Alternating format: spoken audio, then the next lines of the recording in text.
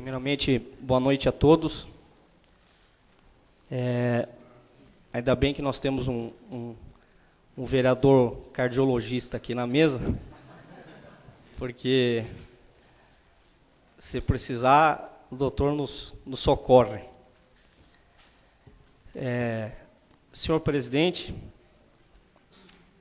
vereador Rodrigo Parras, a pessoa a quem cumprimento todos os demais membros da mesa diretora desta casa, excelentíssimos senhores vereadores que compõem este parlamento, doravante meus caros colegas, suas excelências, os ex-prefeitos aqui presentes, que eu identifiquei o Flávio Calegari e o Gilberto Santana.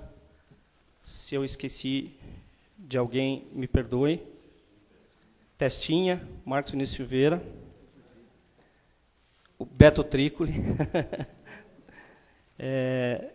excelentíssimos senhores ex-vereadores, ex-presidentes dessa Casa de Leis, Testinha de novo, o vereador Douglas Munilo Patrocínio, e os vereadores Ige, Zé Luiz Teixeira, e tantos outros, vereador Akio Matsuda, Fabiano está aí? Fabiano, está lá. Vereadora Lenita, queridos parentes que assistem a esta sessão de posse, dividindo comigo esse momento importante, em especial meu avô, meus irmãos, meus sobrinhos, meus tios, primos de todos os graus, que a família é bem grande, como vocês percebem. Minha mãe, infelizmente, é ausente, porque está se recuperando de uma pneumonia. E, por fim, meu pai, Roder Bedori, que durante 22 anos teve assento nessa casa, a qual presidiu por 4 mandatos. Estou muito feliz por vê-los aqui. Queridos amigos novos e amigos de longa data, sinto-me honrado com a presença de todos vocês.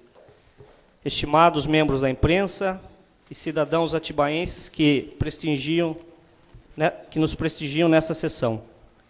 Disse ao presidente, semana passada, o vereador Rodrigo se recorda, em seu gabinete, que a única vantagem de um vereador suplente tem sobre os demais vereadores eleitos é tomar posse sozinho, podendo dividir esse momento com os seus amigos e parentes com certa exclusividade, já que é impossível de se ter na posse de todos os eleitos no início do mandato. Claro que eu preferiria ter tomado posse junto com os senhores há 1 ano e meio atrás, mas sempre respeitei a vontade soberana das urnas e cá estou na condição de suplente, assumindo uma cadeira nesta casa na tarde de hoje, após o afastamento dos que obtiveram mais sufrágio que eu. Ter vivido no meio político por alguns anos da minha vida, entre outras coisas, me fez perceber que o único título certo que todos nós que compomos esta Câmara hoje, cedo ou tarde, é o título de ex-vereador, ou de qualquer outra função pública. E isto me faz ter a perfeita medida que estamos aqui de passagem. Portanto, prefiro que continue me chamando de Adriano, de Bedori, de Adriano Bedori ou de Bedorim, exceto quando o regimento desta casa exigir uma formalidade. Não me iludo com cargos e com poder, porque aprendi que o poder é passageiro e que só as amizades sinceras e verdadeiras sobrevivem quando não mais ocupamos um cargo ou função pública. Peço vênia aos meus nobres pares para dedicar a primeira parte desse discurso aos meus familiares e amigos aqui presentes. Quase todo filho médico espelha-se no pai e acaba seguindo a carreira médica. Quase todo filho advogado faz o mesmo. E assim, naturalmente, as profissões ou vocações são, via de regra, escolhidas ou desenvolvidas. Meu pai, como já disse, esteve aqui durante 22 anos, quase sempre por tempo integral, dedicando, portanto, parte de sua vida a este parlamento. Daí nasceu o meu interesse pela política e o desejo de um dia poder compor esta Câmara, objetivo que está se realizando na tarde de hoje. Portanto, meus amigos, como vocês sabem bem, Eu sempre fui o político da turma, numa geração que pouco se interessou pela política, posto que nascemos e crescemos num regime de exceção, infelizmente. Quero agradecer a confiança que tive dos amigos, pois o voto mais difícil é daqueles que estão perto da gente e nos conhecem de verdade. Caetano Veloso já dizia que de perto ninguém é normal. Quando fazia o primeiro grau, hoje ensino fundamental na escola José Alvim, influenciado pela carreira do meu pai, amigos aqui presentes e eu tentamos fundar um grêmio estudantil. Mas o então diretor da época, também ex-vereador dessa casa, Valdir Botura, não gostou da ideia. Foi, creio, minha primeira ação política. Depois o professor Botura acabou sendo colega do meu pai aqui na Câmara e posteriormente estivemos juntos nas campanhas políticas. E hoje ele compõe o governo de Sua Excelência, o prefeito Saulo. E tenho por ele um enorme respeito e admiração. Acho que éramos rebeldes demais na época. Tive outras participações políticas, como ter presidido o Grêmio do Major, já no segundo grau. Mas não vem ao caso aqui. O que importa é que, influenciado pela carreira de meu pai, tomei gosto pela política, e de um jeito ou de outro sempre estive envolvido em tudo que se dizia a respeito a Atibaia. Estar assumindo neste momento uma cadeira de vereador é minha primeira experiência política decorrente de mandato popular, e espero corresponder à altura dos que confiarem em mim. Senhor presidente e nobres pares, convivi muitos anos com muitos vereadores e funcionários dessa casa, acompanhando o trabalho do meu pai como vereador e até prestando serviço em 1995 e nos 3 primeiros meses do ano de 2004. Estar aqui como vereador é uma sensação nova e um grande desafio. Talvez esse convívio explique a presença de tantos ex-vereadores nesse plenário. Meu pai conseguiu algo raro na política, que é fazer amigos sinceros, mesmo estando por vezes em lados opostos nas eleições e nos posicionamentos políticos. E tive e tenho a honra de herdar muito de seus amigos, que hoje também são nossos amigos, independente de posições políticas e apoios nas campanhas. Com outros líderes, construí eu próprio laços de amizade, o que é raro na política, infelizmente.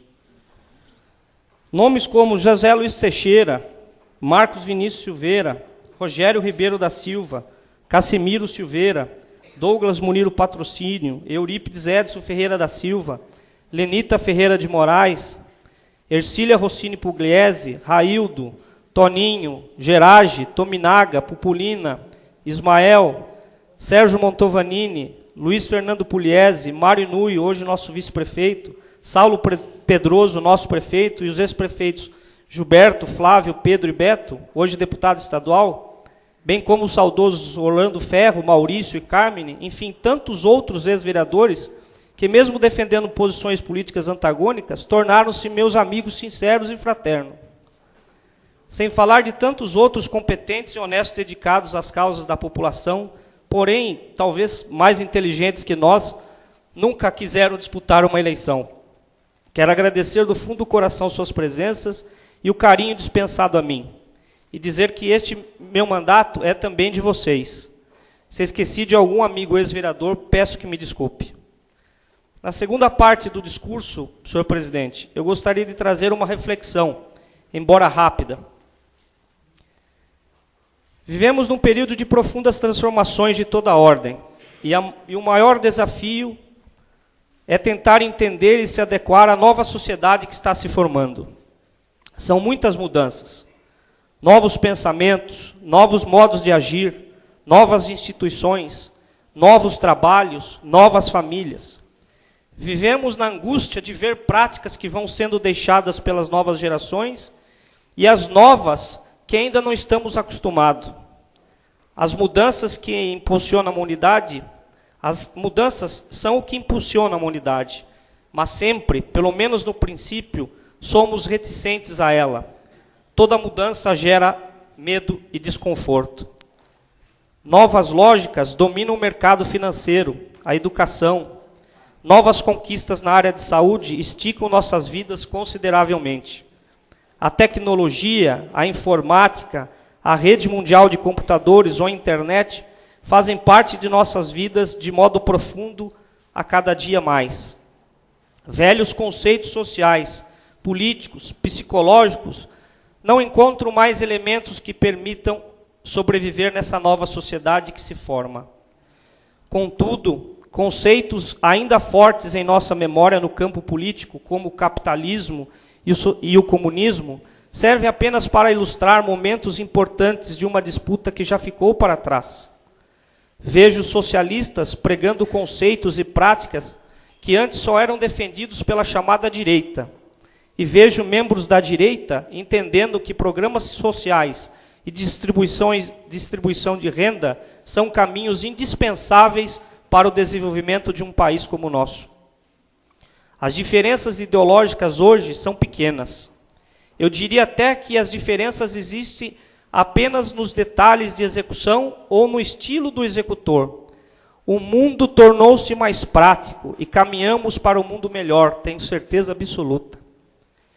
O capitalismo sobreviveu, mas percebe que a sociedade se volta para uma vida simples, com menos consumo e com mais felicidade. Claro que ainda prevalecem conceitos e práticas consumistas, mas tem muita gente percebendo que para ser feliz precisamos de muito pouco. Como disse o presidente do Uruguai, de quem sou admirador, confesso, pobre não é quem precisa de muito para viver. Por outro lado, o comunismo foi um lindo sonho utópico, que provavelmente não é possível diante da natureza humana, e que, quando posto em prática, produziu muito horror e despotismo e pouca justiça e igualitarismo. Neste mundo novo, não há mais espaço para a tirania e para a falta de diálogo. Aliás, tenho plena convicção que poucas coisas na vida não são resolvidas através de um diálogo sincero. Nobres vereadores, meus queridos colegas, independente da ideologia ou do posicionamento político de cada um, e até mesmo de eventuais divergências que de minha parte sempre residirão no campo das ideias, estarei sempre pronto para o diálogo e para dividir meus argumentos com todos. E esperarei de coração que possa ser convencido pelos argumentos contrários aos meus. Embora até os conceitos das fases da vida estão em mudança, já não sou um jovem que pensa saber tudo. Hoje prefiro as palavras de Raul Seixas. Eu prefiro ser essa metamorfose ambulante do que ter a velha opinião formada sobre tudo. As mudanças chegaram até no campo religioso. Sou com orgulho neto de um pastor evangélico e lembro bem a evolução de certos dogmas e costumes de sua igreja neopentecostal. Aliás, lamento não ter mais meus avós paternos e minha avó materna aqui comigo, mas sou grato de ter meu pai gozando de boa saúde e podendo assistir a este momento. Sim, pai, porque dedico aqui grande parte dessa conquista a você. Pois se hoje estou aqui podendo usufruir desse momento especial na minha vida, me sentindo uma das pessoas mais felizes do mundo, esteja convicto que tenho a dimensão completa de que devo boa parte disso a você. Voltando às instituições públicas e aos parlamentos, e os parlamentos estão sendo e precisam ser modificados, porque não mais atende aos anseios da nova sociedade. A sociedade participa cada vez mais das decisões políticas, e mesmo no mundo capitalista, onde o capital detém, infelizmente, o poder de fato, a sociedade se levanta e se posiciona.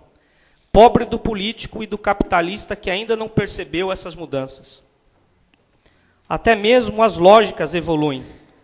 E lógica é uma palavra que vem do grego logo, e que tem basicamente dois significados principais. Discute o uso de raciocínio em alguma atividade e é o estudo normativo, filosófico do raciocínio válido. A lógica que quero abordar examina de forma genérica as formas de argumentação. Pode tomar quais dessas formas são válidas e quais são falaciosas. Enfim, não tenho a pretensão de falar sobre a lógica. Quero apenas me ater que as lógicas mudam com o passar do tempo e a evolução da sociedade. Pois bem, quero trazer para reflexão, meus nobres colegas, uma lógica em particular, até porque percebo que todos vocês já comungam dela, e para isto vou me valer das palavras da ex-senadora Marina Silva.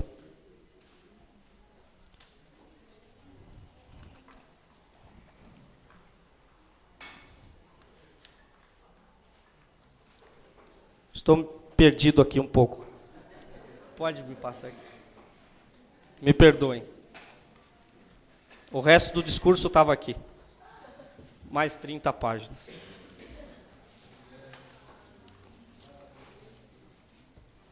Obrigado. A sociedade tem certo fastio dessa polarização, situação versus oposição. A oposição pela oposição só vê defeitos, mesmo quando as qualidades saltam às vistas. A situação pela situação só vê qualidades, mesmo quando os erros são evidentes. É nesse diapasão que quero pautar o meu mandato. Outra lógica que alguns insistem em achar válida, mas não tem mais eco na nossa nova sociedade, é a de deixar as discussões de ideias, de projetos de lado, para partir para um debate menor.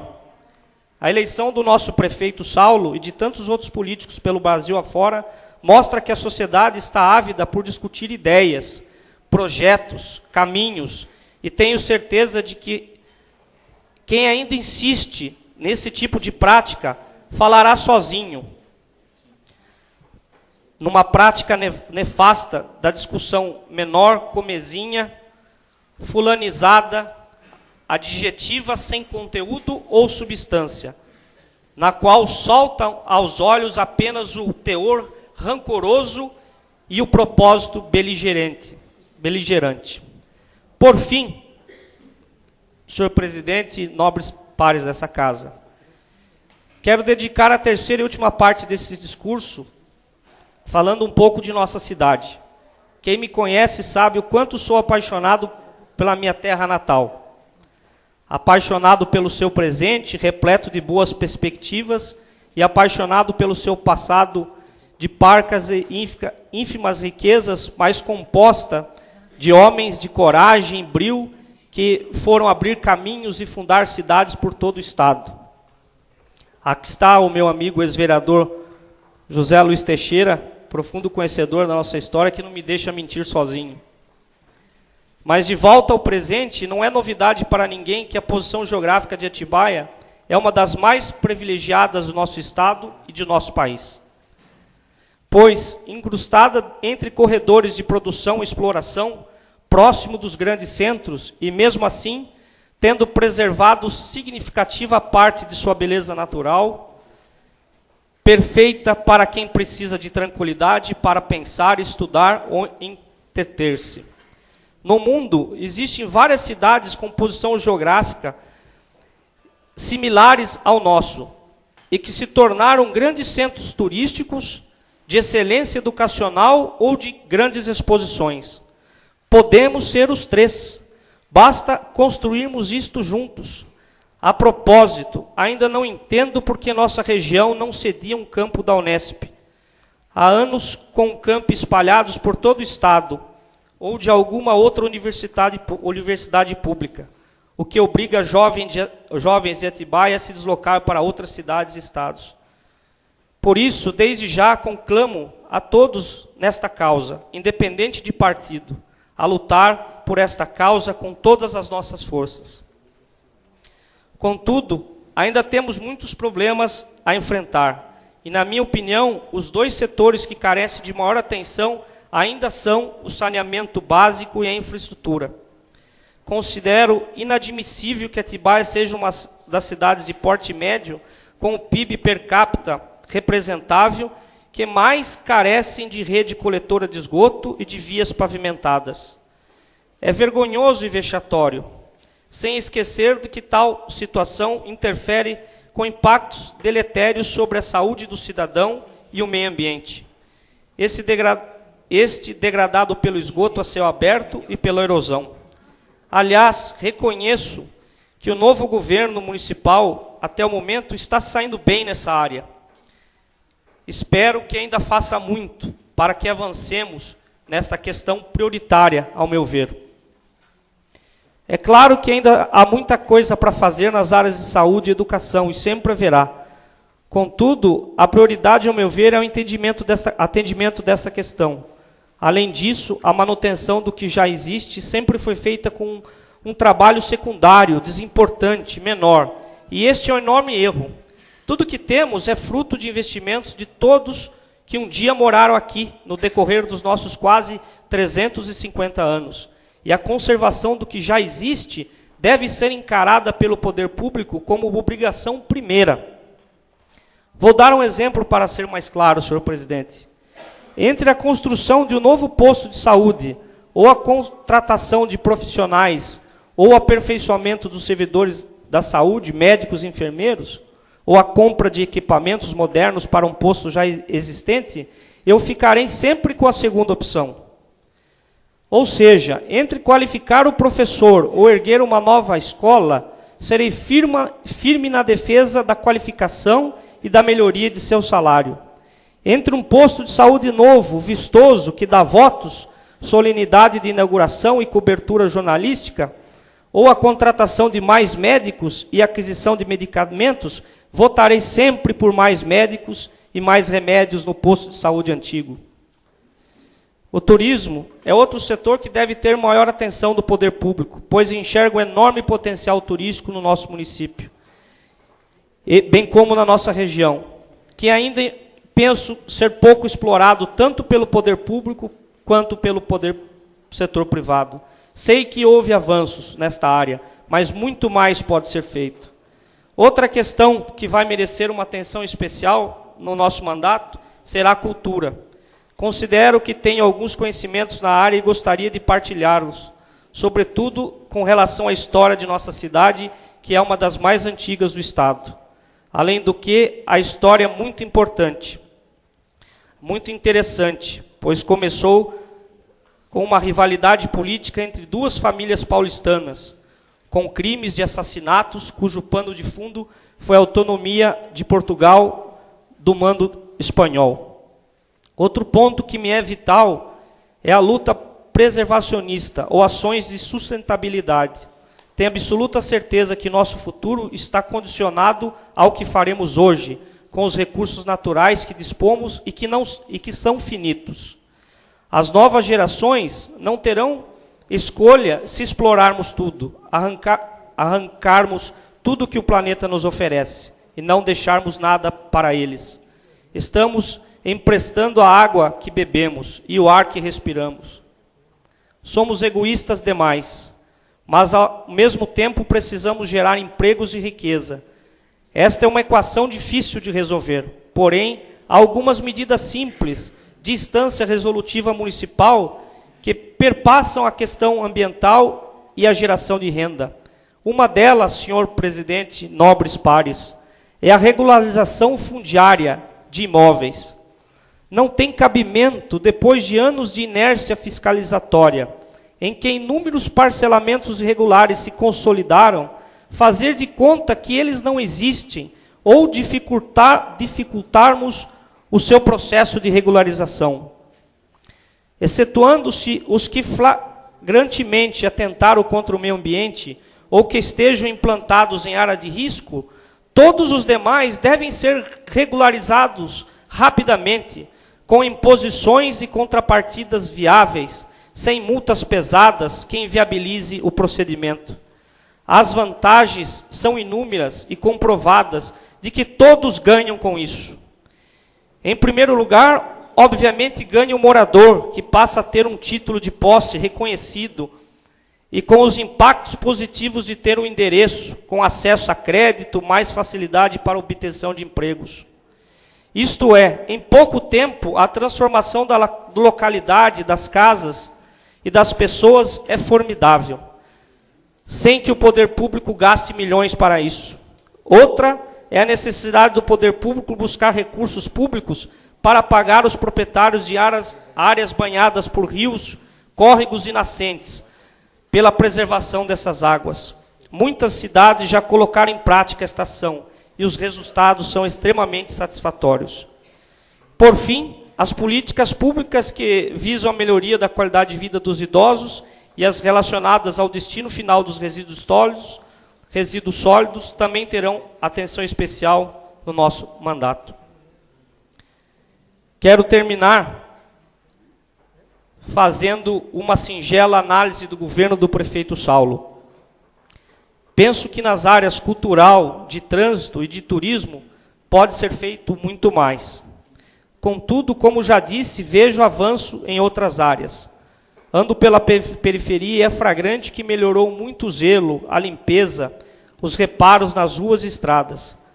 Quer dizer, acho que ele vem cuidando do patrimônio público de maneira mais séria, competente e responsável.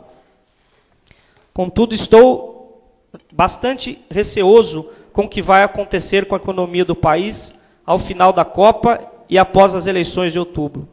Os estímulos governamentais não estão funcionando a contento e os índices econômicos estão cada vez piores. O reflexo disso inevitavelmente chegará em Atibaia e dificultará sobremaneira a gestão da cidade. A época das vacas gordas e crescimento chinês do PIB municipal ficou para trás. E se o prefeito e sua equipe, mas nós, vereadores, não estivermos em boa sintonia e à altura das dificuldades que se abaterão sobre a cidade, viveremos anos de aumento de desemprego, da multiplicação da violência e da piora da qualidade de todos os serviços públicos, a começar pela precarização do atendimento da saúde e da educação. Por isso, meus queridos e nobres colegas, defendo que o momento é de união e que se deixe de lado a questão partidária que a população inteligente deixou há décadas e que todos entendam que não é hora de conflitos e discórdia. O prefeito foi eleito e é o governante legítimo da cidade e pelo bem de todos é imperioso que ele faça um governo competente, inovador, antenado e vibrante. O saudoso governador Mário Covas disse certa vez que existem dois tipos de discurso, o longo e o bom. E como acho que alonguei demais, vou terminando por aqui. Muito obrigado a todos.